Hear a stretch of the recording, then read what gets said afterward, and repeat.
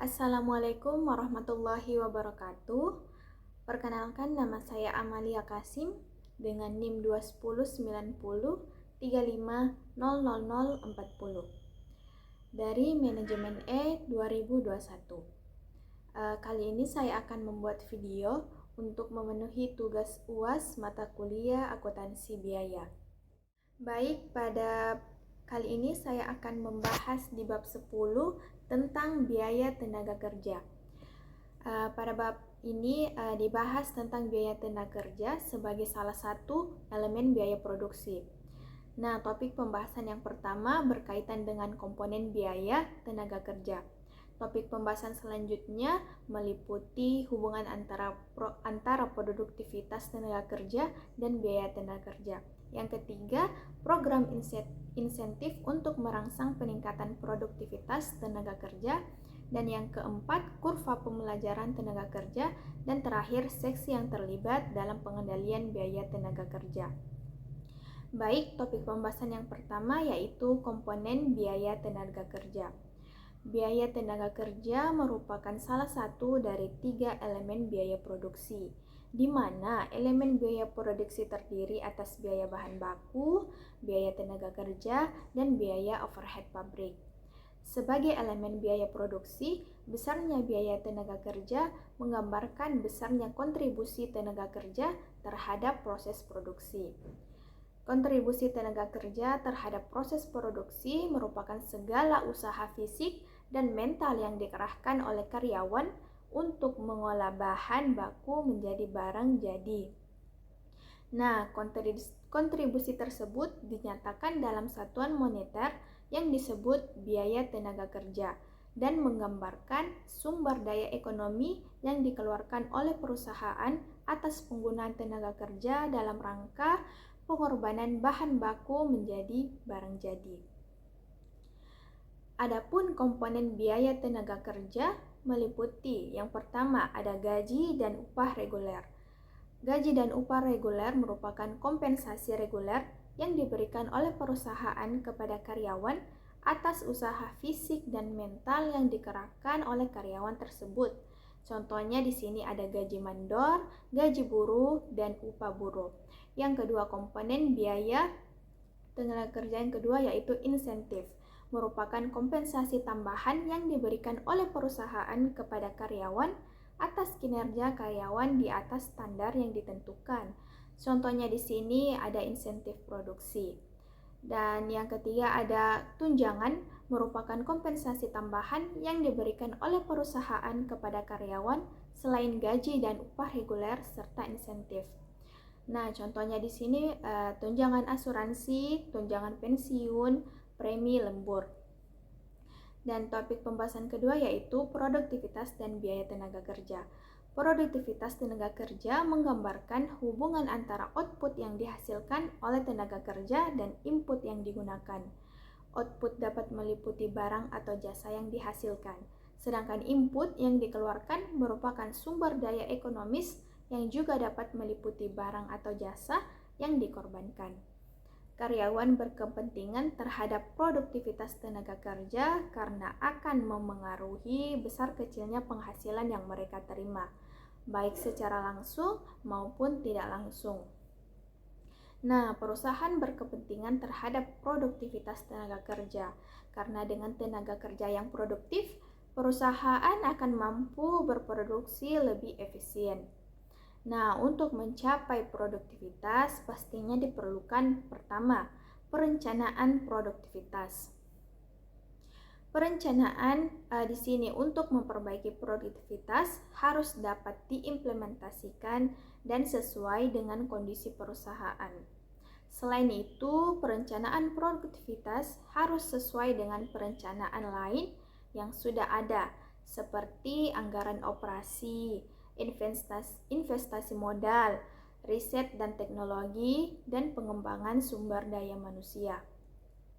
Nah, faktor-faktor yang harus diperhatikan dalam perencanaan produktivitas tenaga kerja adalah kejelasan pengertian produktivitas itu sendiri, tindakan yang harus dilakukan untuk memperbaiki produktivitas, dan pihak yang bertanggung jawab terhadapnya. komitmen manajemen, komitmen karyawan, dan manajemen yang terlibat dalam perencanaan dan implementasinya, serta pengukuran peningkatan produktivitas yang jelas. Dan yang kedua, untuk mengukur produktivitas atau mencapainya diperlukan pengukuran produktivitas. Dalam hal ini, menentukan standar dapat ditentukan dengan mempelajari tahapan pekerjaan yang harus dilakukan untuk menyelesaikan suatu pekerjaan dengan melakukan observasi terhadap suatu tugas tertentu. Waktu yang dibutuhkan untuk setiap tahapan pekerjaan yang diobservasi harus dicatat. Nah, dari hasil analisis terhadap tahapan pekerjaan dan waktu yang dikonsumsi, perusahaan dapat menentukan waktu normal untuk mengerjakan suatu pekerjaan tertentu. Setelah ditemukan waktu normal, waktu tersebut ditambah dengan waktu yang digunakan untuk kepentingan pribadi karyawan seperti istirahat dan kemungkinan keterlambatan lainnya. Penjumlahan waktu normal untuk kepentingan pribadi dan istirahat dijadikan sebagai waktu standar untuk mengerjakan suatu pekerjaan. Nah, di sini perusahaan menggunakan rasio produktivitas untuk mengukur produktivitas.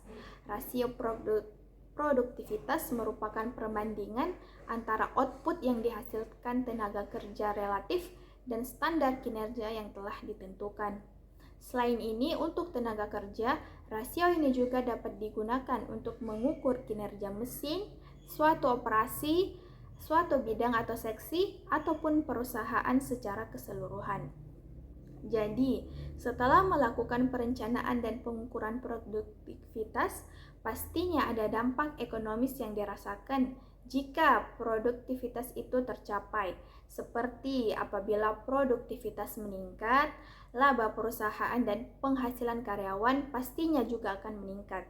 Selain itu, peningkatan produktivitas memampukan masyarakat untuk mendapatkan lebih banyak barang dan jasa dengan kualitas lebih baik karena adanya efisiensi dalam penggunaan sumber daya ekonomi. Baik, selain dari pemberian gaji dan upah, salah satu cara meningkatkan produktivitas tenaga kerja ialah pemberian kompensasi tambahan kepada karyawan melalui program insentif. Nah, program insentif ini merupakan program yang dirancang oleh perusahaan untuk memberikan penghargaan lebih kepada karyawan yang berhasil mencapai prestasi di atas standar yang ditentukan perusahaan dengan kelebihan prestasi tersebut. Nah, adapun tujuan diadakan program insentif ini, yang pertama untuk merangsang karyawan untuk memproduksi lebih banyak produk, yang kedua memberikan kompensasi yang lebih besar kepada karyawan dengan sesuai prestasinya, dan yang ketiga mengurangi biaya produksi per unit. Nah, produksi yang lebih banyak dapat dihasilkan karena produktivitas akan meningkat sejalan dengan pemberian insentif kepada karyawan untuk berprestasi lebih. Dampaknya, karyawan yang berprestasi lebih akan memperoleh insentif sebagai tambahan kompensasi lain yang diberikan. Nah, topik pembahasan selanjutnya yaitu kurva pembelajaran biaya tenaga kerja. Nah, teori kurva pembelajaran ini menjelaskan fenomena perbaikan efisiensi dan produktivitas sebagai fungsi waktu. Nah, teori ini menyatakan bahwa karyawan akan mempelajari keterampilan dan cara baru untuk menghasilkan produk yang sama secara berulang-ulang. Manajemen dapat menggunakan laporan perbandingan antara hasil yang sesungguhnya dan hasil kurva pembelajaran untuk menilai kinerja karyawannya. Informasi ini membantu manajemen untuk menentukan sistem insentif apa yang akan kira-kira dipakai. Dan topik terakhir pada bab ini yaitu seksi atau bidang yang terlibat dalam pengendalian biaya tenaga kerja. Ada beberapa seksi. Yang pertama, seksi personalia, fungsinya adalah menyediakan tenaga kerja yang kompeten sesuai dengan kebutuhan perusahaan pastinya. Untuk melaksanakan fungsi tersebut, seksi personalia melakukan proses rekrutmen, penempatan, pelatihan, evaluasi, dan promosi karyawan. Selain itu, seksi personalia juga menjabarkan deskripsi pekerjaan untuk setiap karyawan yang direkrut. Yang kedua, ada seksi perencanaan produksi. Seksi perencanaan produksi bertanggung jawab untuk menentukan rencana kerja setiap order produksi. Schedule kerja tersebut meliputi informasi bahan yang digunakan, tenaga kerja yang dibutuhkan, operasi mesin yang dibutuhkan, dan waktu penyelesaian produksi. Schedule kerja tersebut dituangkan dalam order produksi yang diserahkan oleh seksi perencanaan produksi kepada seksi produksi. Selanjutnya ada seksi pencatat waktu. Bertanggung jawab untuk menyediakan dokumen kartu hadir dan kartu jam kerja serta mengawasi, mengendalikan, dan mengumpulkannya. Kartu hadir digunakan sebagai dasar penentuan gaji dan upah, sedangkan kartu jam kerja digunakan sebagai dasar pembebanan biaya tenaga kerja langsung. Dokumen tersebut penting dan bahkan dapat menentukan keharmonisan lingkungan kerja di perusahaan. Selanjutnya ada seksi penggajian. Dua tugas utama seksi penggajian ini adalah yang pertama, menghitung dan menyiapkan penggajian, dan yang kedua, pastinya distribusi penggajian. Untuk tujuan perhitungan penggajian, seksi penggajian harus mendapatkan informasi tentang tarif, jam kerja, gaji dan upah total, potongan dan gaji bersih untuk setiap karyawan. Setelah itu, seksi ini menyiapkan cek atau transfer gaji dan upah. Gaji dan upah yang telah dihitung dan disiapkan kemudian akan didistribusikan kepada berbagai pekerjaan, proses, dan seksi yang terkait. Selanjutnya ada seksi atau bidang biaya. Bertanggung jawab untuk mencatat biaya tenaga kerja, baik langsung maupun tidak langsung kepada pekerjaan atau seksi yang terkait. Seksi ini menggunakan kartu jam kerja sebagai dasar untuk mencatat biaya tenaga kerja langsung dalam kartu pesanan atau biasa dikenal job cost sheet. Setiap pekerjaan dan biaya tenaga kerja tidak langsung untuk setiap seksi. Itulah tadi sedikit pembahasan pada bab 10. Lebih dan kurangnya mohon dimaafkan. Assalamualaikum warahmatullahi wabarakatuh.